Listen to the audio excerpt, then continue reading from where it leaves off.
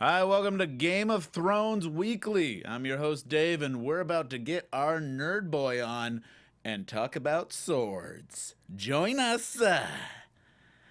Music. You're tuning into the destination for TV superfan discussion, AfterBuzz TV. And now, let the buzz begin.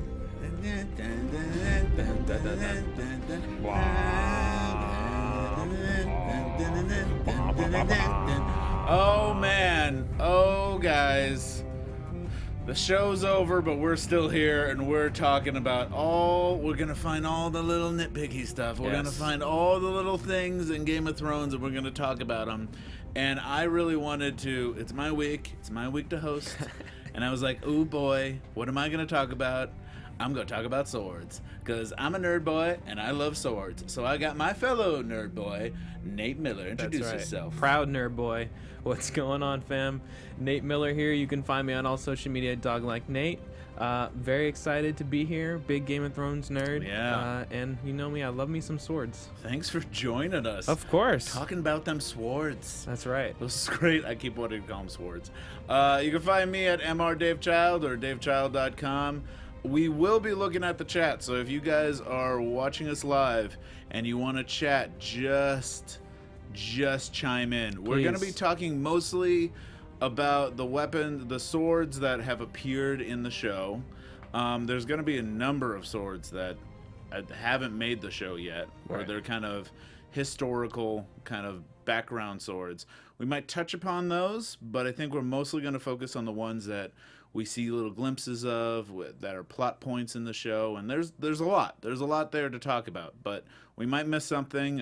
Please let us know what your favorite sword is, what's your favorite name for a sword, what you would name your sword, whatever. We're getting full geek here, so just enjoy it, just dive in. So I guess first thing is first, if we're talking about the swords of Game of Thrones, the first one that comes to mind, I think the most famous one for any Game of Thrones fan, it's the one that even if you have a vague recollection of Game of Thrones, it's the one that actually pops into your mind, which is Longclaw. Right. So Longclaw, is Valyrian steel. Most of these swords, all of these swords are pretty much Valyrian steels. There's a couple that aren't. And what makes Valyrian steel so crazy is that it's very unique.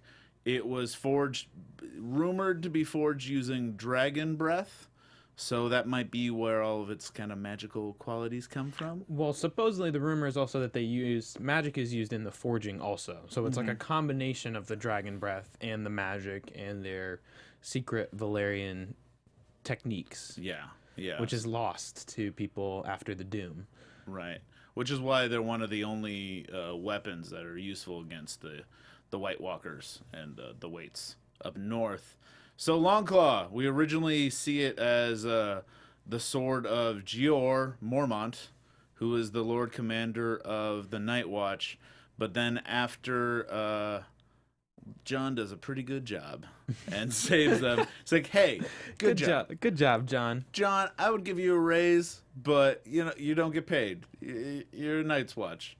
So instead, have this sword that's priceless, cannot be recreated, and has been in my family for generations. And before it was actually, it was Jorah's at one point, but then he actually had passed it down to his son, Jorah. But then Jorah was not a good son to the family. He decided to become a slaver, and so he took his sword back. I guess that's kind of like getting your video games, like, take it away. I mean, yeah. I think he gave it back. I think if he could have absconded with it if he wanted to. I think he had some. Right. I think he kind of knew, like, I've already disgraced my family enough. If I take the family heirloom with me too, that would probably really be too much. Yeah, you might. I'd like to think that at least. Because I don't think he meant to hurt his family. I think he was just caught up in being a criminal and thinking about himself and making money or whatever. Right. It is when it comes to Jorah and his past, it's always like surprises me because of the Jorah we know is such a noble knight that it's hard to think of him as a guy who's selling slaves or involved in slaves at all. But that's why he was banished exiled, and that's why Gero Mormont, oh Lord Commander, is up there in the first place, I believe. Yeah. Because he's kind of taking the black in place of his son. Yeah. So John does a great job. So he gives him Longclaw, changes the hilt from a bear to a wolf, and gives him over. Now I'm gonna admit something. I really wanted to talk about swords this week because I was one of the many people that got excited over the little hint, the little clue that maybe Longclaw opened his eyes during the penultimate episode of this season. So there was one moment where John you think he's dead, and then he reaches out of the water, he jumps up, and all of a sudden it looks like Longclaw's eyes open up. I wanted this to be so true. I wanted it to be true too. There's a part of me that was hoping it is, but the director has come out and said, and I hate the director for this, I really think this was a bad move. I feel like... I'm on the other side of the fence. I would rather they clear it up now than have us... But if the mystery's out there, isn't this great? Isn't this good to... I mean, it also doesn't make sense. Why that sword? Yeah. Why the Mormon sword? Why? And because it just so happens could be. to... You were the one... You say that now, but you were the one that came up to me. Because I was hyped and I wasn't thinking about it. Yeah, you went up to me and said, like, you know what this means? The eyes opened. This is what it must mean. It must be the Lightbringer sword. Yeah. Isn't that what you said? Yeah, I thought so. I thought that the Azor Ahai, his wife, Nissen, that her soul was in Okay, explain that a little bit for people that are so like... the legend goes... Azor Ahai went to craft the Lightbringer. He worked on a sword for 30 days and tempered it in water, and it broke. Yeah. So then he worked on it for 50 days and tempered it. He stabbed it in a lion to temper it. Like and you it broke. do. Yeah, Like you do. It's like, I have this hot sword. From the How am I going to cool this sword the down? water. I got this lion. Naturally. He's the coolest lion I know. He's like his eyes are really cool. He's got he's got sunglasses. He'll cool this sword down. Right. We'll put it in. Before we go any further, we actually do have the little clip of where it looks like Longclaw's eyes open up. So we're gonna play that right now. This music is incredible. Thank you for this music. This was found on YouTube, so this is just a gift, this music. Now I think his eyes are about to open up. This is the weirdest moment. It's like right when he reaches for it. Yeah, where does it happen in the actual video though? Yeah, it's playing very slow-mo. I think it's coming up now. I think it's Right here. intentional. There it is. It looks like the eyes open up because it's right before the focus changes. Now, when I saw this, to me, I was like, the eyes definitely opened up. To some of my friends, they're like, no, man, it's just water splashing on it. I'm like, no, there's so much focus on the eyes that it opens up. I don't know what it means, and I also think that part of me thinks that this could have been done because of to at least for the metaphor of he's alive, he's awake. That's why his eyes are open. So it could at least be that. But okay, back to Lightbringer. Lightbringer is this mythical sword that's known in the Westeros kind of mythos. It's connected to the Lord of Light, especially. Right. So there's an idea we were talking about how the story of the sword is it broke. It got cooled in a so cool he did it 30 days, and then 50 days, and then finally he went and worked on the sword for 100 days, 100 nights, and decided, well, it didn't work with the lion, so this time I'm going to stab my wife in the heart.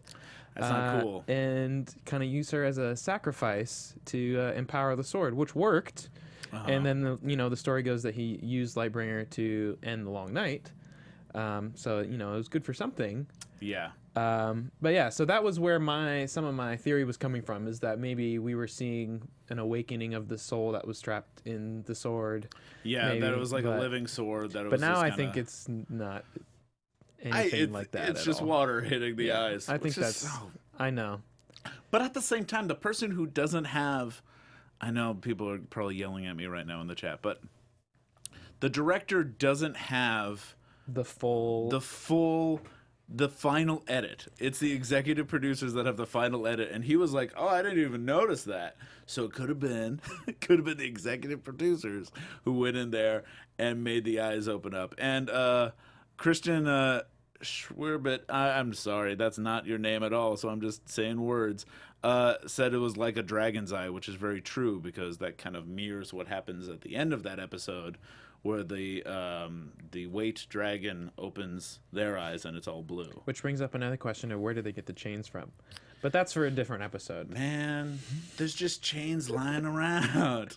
I think they Just took it. giant dragon-sized chains. If we want to have, How okay. did they get the chains to the bottom of the No, lake dude, to get the... here's my big Okay, things. this Okay. is a different episode. This is a different episode, but we're going to take a little bit of a side because all we're talking about is swords. So we could go take a Right, little bit okay. aside. Here's the thing with the chains. I would say, for one, I don't know why these dead can't just walk on the bottom of the lake, which they probably can. But then why did they stop when they started falling in? I'm with you there. They should have just climbed on top of another. I think that's a big oversight. But the chains, I think they could have gotten from one of the many castles of Nightwatch that have fallen away. Here's the answer. That answers all the questions. It was he knew that the Night King knew that all this was going to happen. He knew that they were going to come try to take a White. He knew that he could trap him on the island and just wait for Daenerys to come, and that the dragons would come, and that he would get at least one. That's why he Right. had 3 spears. That's why they had the chains ready. I think they were. He kind of had some foresight. I think there's too much connection. I mean, we've already seen that Bran Right. has a connection with the Night King. Like, it would make sense for him to be a White and be able to see some future things also. And we're not going to talk about the whether Bran is the Night King theory No, right that- now. that's- That's that's- going to that's go. That's a way whole too nother deep. episode. But I do like, by the way, in the chat, ARNDTDJ said they got them from Hard Home Depot, which I like that. I like that geeky dad joke. So okay, so back to the swords. Yes. So we bring up Lightbringer, and Lightbringer was a sword that claimed to have appeared in the show because it's what Stannis Baratheon calls his sword after he sticks it in the fire and takes it out. But in the books, especially, no one really believes that's actually the Lightbringer, and it's a question about whether Lightbringer is actually a sword or not. There's some theories, there's some fan theories that Lightbringer is actually referring to the person who wields the sword rather than the actual sword itself. I've also heard some theories that Lightbringer is the Night's Watch. Yeah. And because in their oath it says that they are the sword, and Right. they will light the darkness. So Right, so that seems it like could it's- be that the whole thing is just the legend is really just about Azor Ahai creating the Night's Watch. But Right. Oh, I kind of like that.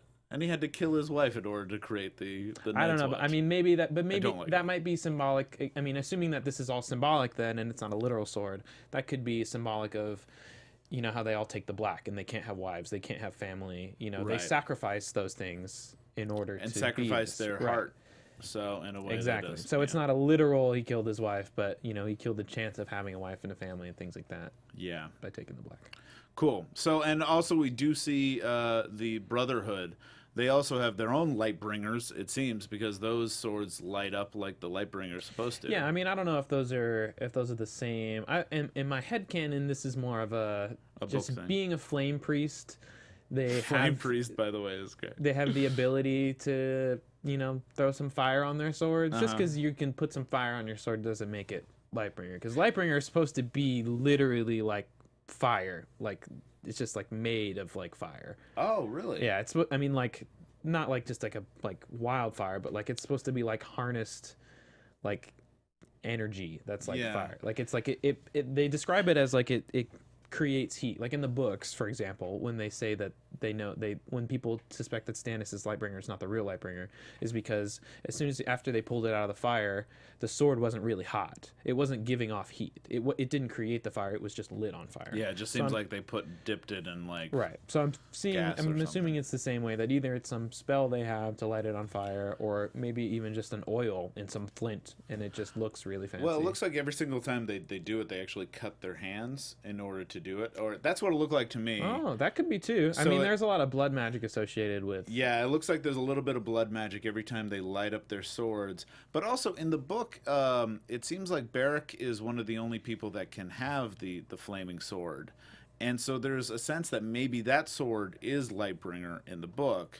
But in the show, I think they've gone a little bit further, and they made it so both the priest and Beric are lighting their swords on fire just to kind of get some coolness in those scenes. And I'm fine with that because I like me a good flaming sword. But I think that's what's kind of happening there. Opposite of flaming sword is an ice sword. So next sword we're going to talk about is ice, and that's Ned. That's the Stark family sword, or the late great Stark family sword. That was one of the great swords.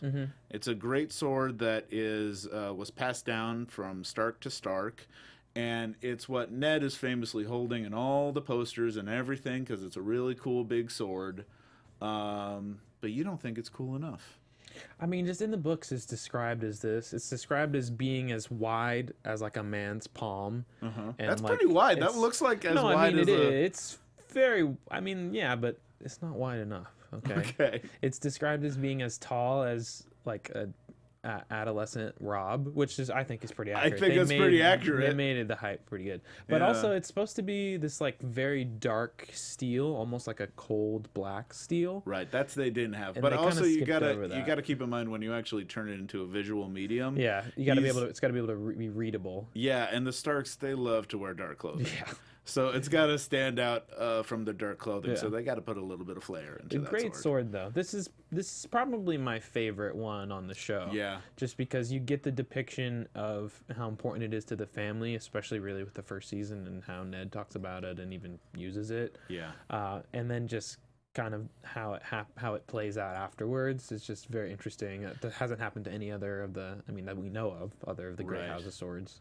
And it was like a sword with a cool name too, because ice is very simple. Yeah, it's not as pretentious as some of the swords we're going to be visiting later. It's just very Stark, very Northman, just simple. Yeah. This is what it is. It's ice because we're of the North and things are cold. Yeah, and its fate is a little heartbreaking because what happens is after Ned is beheaded by ice, his own sword, and they make also a point that Ned also always talks about how he should be the one to pass down judgment, so he uses ice frequently to behead. The feeling is that the one who passes down the judgment should be the one who right, who carries it out. Exactly, yeah, who carries it out. And so it's when he's beheaded by its own sword, it's very sad. And also the Lannisters take the sword and they melt it down and they turn it into two other swords. And these two other swords are called Widow's Wail, which is a terrible name, and Oathkeeper, which is an okay name. I keep wanting to call it Oathbreaker because I think Oathbreaker sounds cooler, but Oathkeeper is still a good name. You just have to remember the context. The context it works really well. Widow's Wail, if you look at the hilt, it's has the Baratheon sigil, so it has the horns of the stag, while Oathkeeper is meant to be a Lannister sword, and it's supposed to be because the Lannisters in their history they lost their sword. They had one called Bright Roar. Yeah, Bright Roar, which sounds like a terrible startup, but Bright Roar was lost back in the day when they were fighting the. I think it's King Tommen II. King Tommen II, but did they go to visit the? He went to Valyria because he assumed that there was still riches to be had, and he wanted their sorcery and things of that nature. Right, because Valyria is like the land across the Vale. Right. Yeah. And they just never. He never returned, and neither did the sword. And they sent people after them too, and those people never came back too. So Tywin is pretty has a big stick up his butt that the Lannisters don't have their own sword, so he decided to make two, one to the Baratheon side of the family, one for Joffrey, which is Widow's Wail, which is why it's called Widow's Wail, because Joffrey is a C word. It's also worth noting too that in the books they mention how all the power and money that Tywin has, that he's tried for years to buy a Valyrian sword off of another house, and most of them would rather trade one of their daughters than get rid of the swords because Right. they've been in their families for thousands of years. They're literally priceless. They can't be made anymore. Yeah, to them it kind of seems like their families could even wither and die, but the swords will live on, Right. at the very least. So, where are Widow's Wail and Oathkeeper right now? Right now we have there's the C word himself holding that Widow's Wail and claiming it. One thing that I noticed in my research of all these like weapons is Joffrey had a lot of swords that he named, but none of them were Valyrian steel except for Widow's Wail, because he also had one called like was it Heartbreaker or something like that. I think it was. I found it before, but he makes like Sansa kiss it, but he never wields a sword himself. He just loves naming swords. It's like the guy that gets all these cars that he names and just never drives them. So Widow's Wail, it ends up with Jaime after the death of Joffrey, and he's using it. He's currently has it in his possession, and he uses it. I think he should rename it. I think it's time to rename Widow's Wail, because if there's one thing I know about Jaime is he's not gonna really use it to create widows. Well, he probably will, but he's kind of more of a noble knight, and I feel like he needs a nobler. Yeah, name. I mean, I agree, but I feel like if that was going to happen, it would have Happened by now. happened, because I feel like they already kind of just glossed over that he got it. We only really find our only real confirmation is when Olenna Yeah. notices it and is like, "Are you going to kill me with that?" But Yeah. I mean, I feel like otherwise he would have been like, "Oh, here's Widow's Wail. Can we call this something else?" Yeah. Well, I think they made All my it a kids point. are dead. I think they made it a point of like, yeah, I want to make it like Widower's Fury or something like that, or Father's Fury. Guys, can Daddy. I run something by you guys real quick? Yeah. Go ahead. All right, so this is made out of ice, right? No, it's What? Valyrian steel. No. These are both made from the sword ice, right? Yes. Yes. Okay, so Widow's Wail and Oathkeeper. So wasn't like Stark famously known for keeping his word and his oath? And wasn't Lady Stark right before she died, she kind of gave a scream, more like a wail, before Yeah. she got her throat cut? So this is Lady Stark and Mr. and Mr. Ned. Stark. Yeah, Ned Stark's kind of like swords in a sense, you know? 'Cause- That's interesting, actually. Because Yeah. That actually is really that actually interesting. kind of works. It's Right? kind of I wasn't sure if it was like a long stretch or not. no. but- I actually Well, think especially that's with the oath to Lyanna too. Like it's actually a really defining part of Ned's character. yeah. It's Caitlyn and Ned live on through these swords. So I Exactly. actually like that. It's Widow's like their Wail. aftermath of like who they were, like they become this now. Good job. Give yourself a sound effect of applauding right there. Except Brienne should have Widow's Wail then. Yeah, instead. Brienne should have Widow's Wail, but it's more appropriate that she has Oathkeeper. She has Oathkeeper right now because Jaime handed over Correct. Oathkeeper over to Brienne because she was going to take care of the Stark kids, find the Stark kids, and is maintaining the oath that was that she kept to Caitlyn.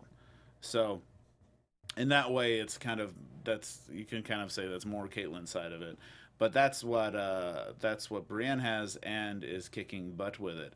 I think they also kind of paid a nod towards where Widow's Wail is because Jaime's about to head north, and I think they got to make sure they keep track of like who has Valyrian steel as they're about to go north and fight an army of the dead. Yeah. And some White Walkers. Yeah, it's I think important to know whose sword is what. Yeah, is useful. So what do you think?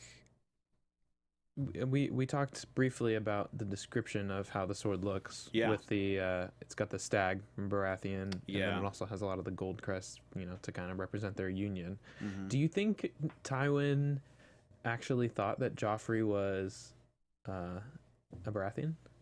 Rob, do you think he was? I don't think it matters. I don't think he actually thought he was because Okay. I think Tywin's a pretty smart guy. Yeah. I think the point is that if he gives him a stag thing, keep giving him stag stuff to maintain the illusion that he's Baratheon. Image. Okay. I don't think he fooled him, but I think he did it in order to kind of create the Right. To keep the Baratheon lore going.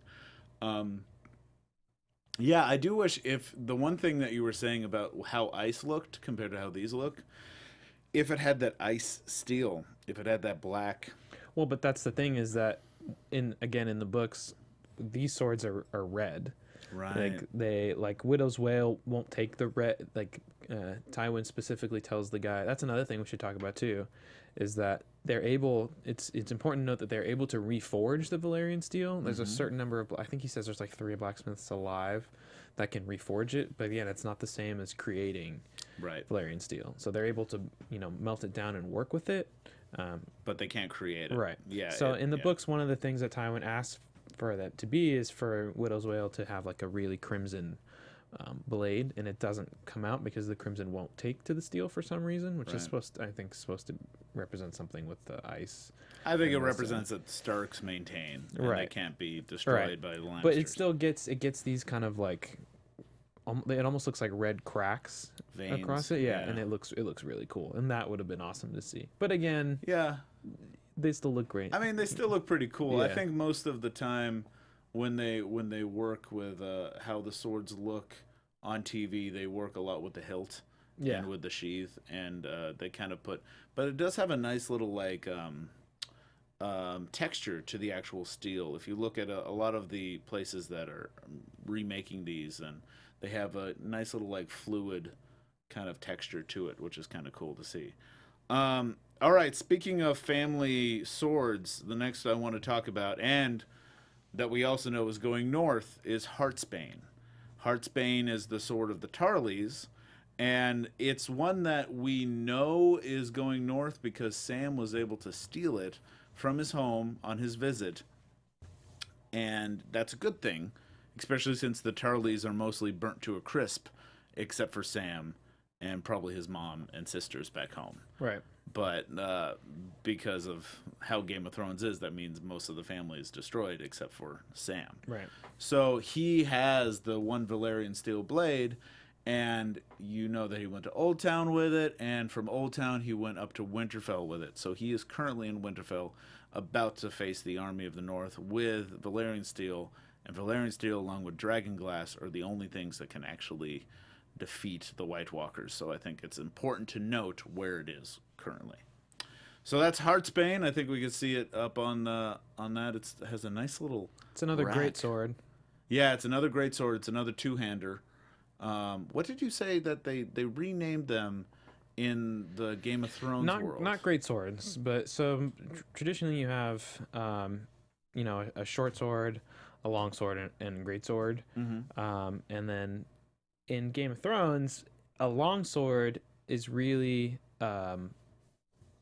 it's a sword and a half. Yeah. And their sword and a half they call bastard swords. So it's kind of in between. So it's mostly minute, but is Longclaw a bastard sword? Yes. So that's important to note, because it's wielded by the greatest bastard of all, who is actually not a bastard, it turns out, from the most recent season. Which is another thing that's interesting too, because it's this. I mean, the sword has gone from 3 families within the series. It's gone from the Mormonts to being the new Stark sword to now he's not a Stark anymore. Now, I mean, he doesn't know yet, but he will soon that he's a Targaryen. Do they change the hilt again?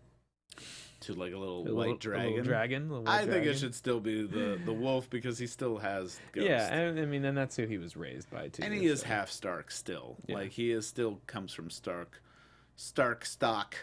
And I think that Longclaw is now going to be the Stark sword. I think it's the sword that will be passed down from Stark to Stark. Yeah. Because fortunately he tried to give it over to Jorah, and Jorah did not want it back, which I was happy about. Because at the time I thought that was like, why is he giving him the one weapon that he knows is going to work? But just wait till after the fight. But it's bigger than that, because remember, these are thousands of years they've been in the family. Yeah. So like, imagine like I had the child sword, and like it's been in your family for thousands of years. The child sword is a terrible name for a sword. I know.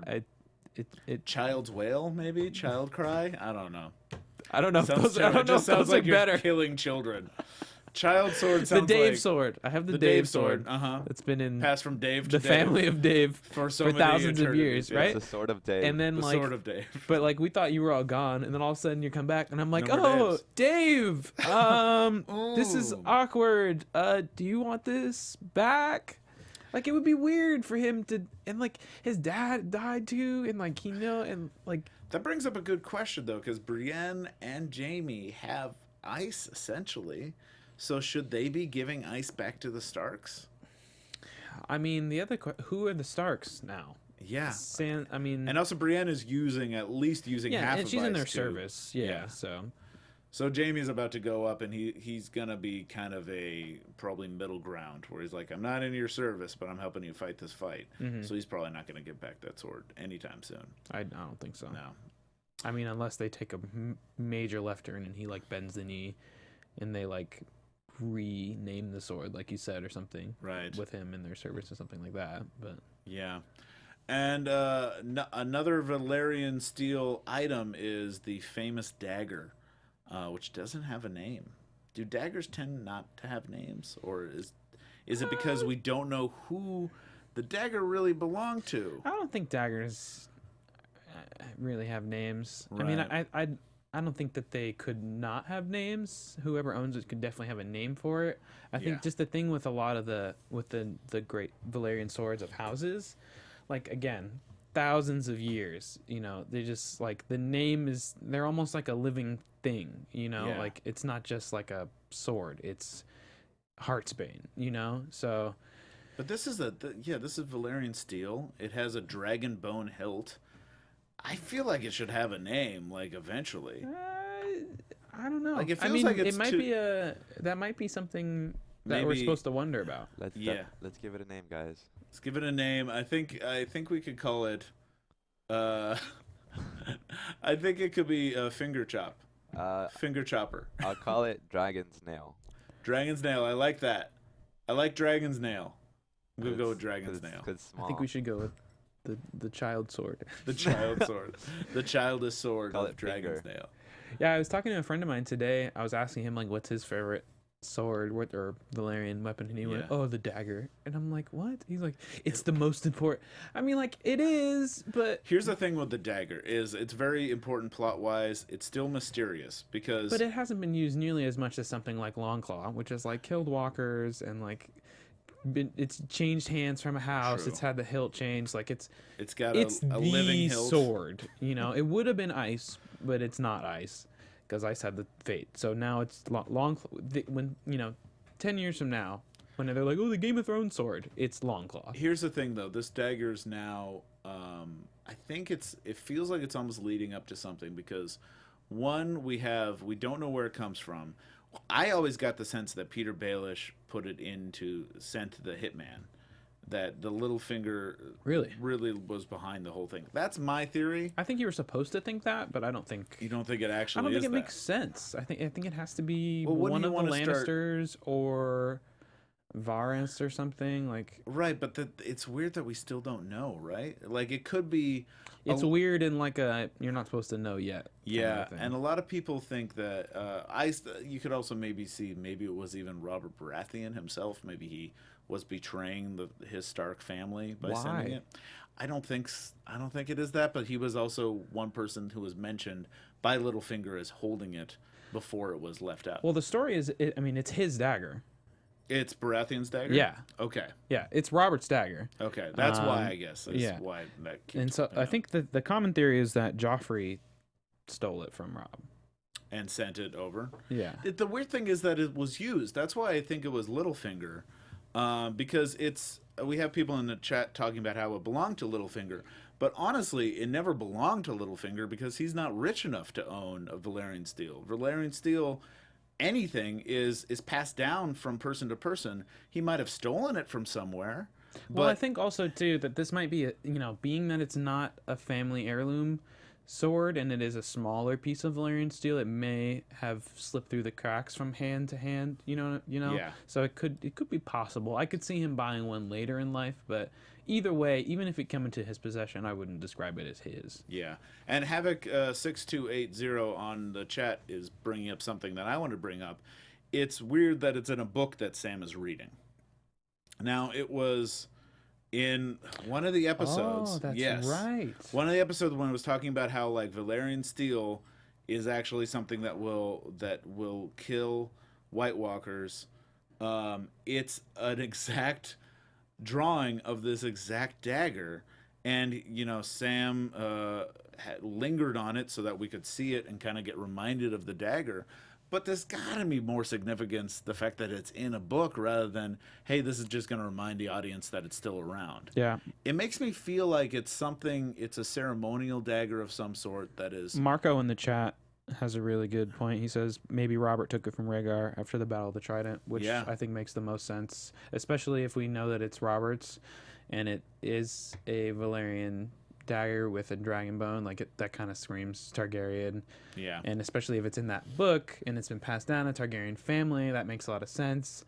And for him to take it from Rhaegar after killing him is like a prize or something to keep it. And that's how it gets stolen. It's just like sitting in one of his trophy cases or something. That's very true. And Exoho says Littlefinger was master of coin. I'm sure he could afford one. Yes, I think that's true. He could buy one. But what I was saying, it wasn't a family item that was passed down to Littlefinger because he comes from very common beginnings. So yeah, I think it could be Rhaegar's. But the point is also it's in Arya's possession right now, who's maybe the perfect person to wield it. And as we go into this new season, we're having all these people having Valyrian steel on them is going to be very useful since they're about to go face to face with the White Walkers coming down. And speaking of Arya, we also have her famous sword, Needle. This is not Valyrian steel, not at all, but it was made for her as a gift from Jon, which I always forgot. I almost forgot it was Jon who gave it to her. And I think that was kind of nice because they're both outcasts in different ways, and he was the one that passed it down. And she's had this sword since season 1. And it's been a very important sword and useful, and it's, for a moment, I almost thought it was going to be lost. Reading the books, at least, you really get a sense that it's almost going to go away because as she was forgetting herself, as she was becoming no one, she got rid of all of her items, but she wouldn't get rid of the sword. She wouldn't get rid of Needle. So I'm glad she still has it and has used it and shows how it maintains and holds up even against Valyrian steel because she uses it in her duel with Brienne. So this is a sword we couldn't go without mentioning. Okay, so the only other sword I have on my list that I really wanted to talk about is one that we don't really see except for very briefly in the show. In the flashback episode where we go to the Tower of Joy, we see a hint of the sword, or what looks like it could be the sword, Dawn. And Dawn is a book that is mentioned a lot in the book, and it's kind of it's supposed to be one of the most famous swords in Westeros, even though we haven't really seen it in the show itself. And it's the ancestral show of House Dane, who have we even really met a Dane except for in the flashback? I don't even think so. But I don't think so. We've heard, I think we've just heard Ned talk about. Yeah.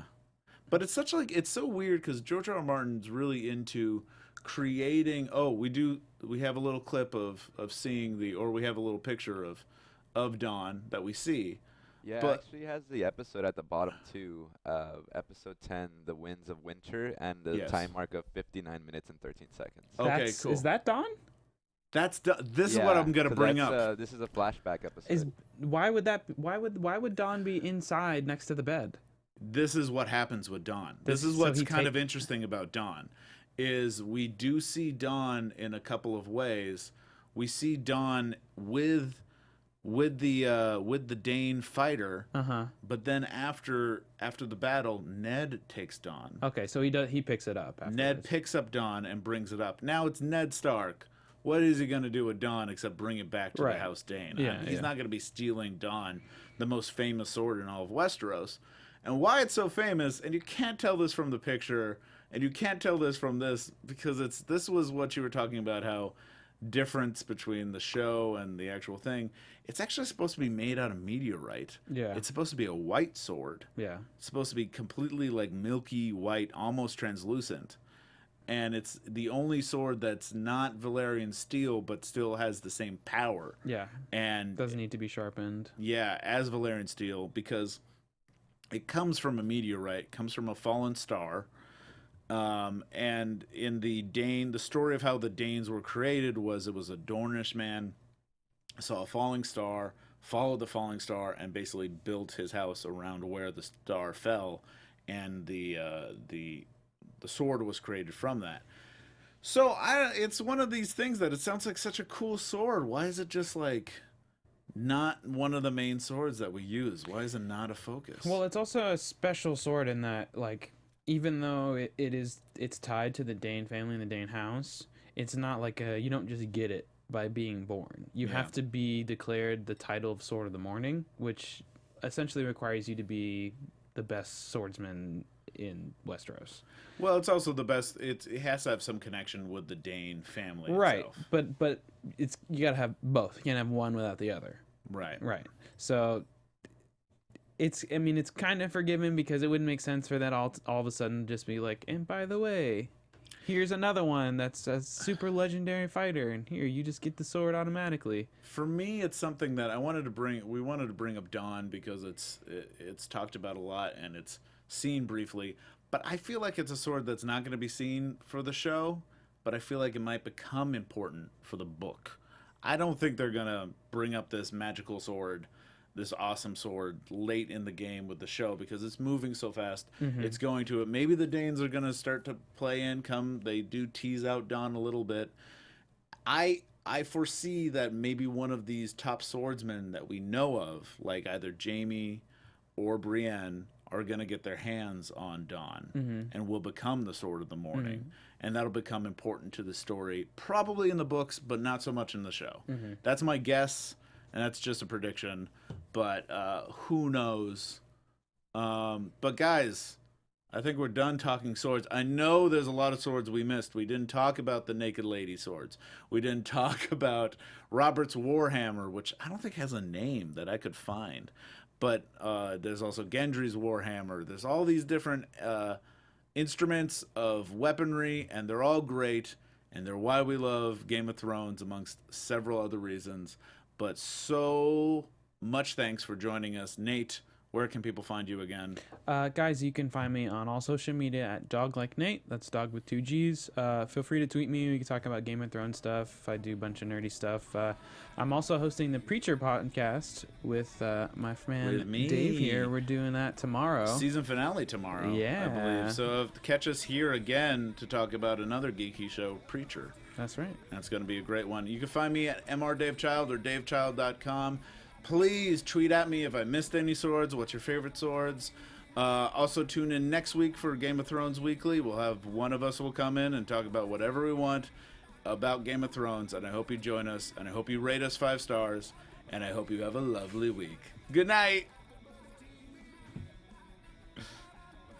From executive producers Maria Menounos, Kevin Undergaro, Phil Svitek, and the entire AfterBuzz TV staff, we would like to thank you for listening to the AfterBuzz TV network.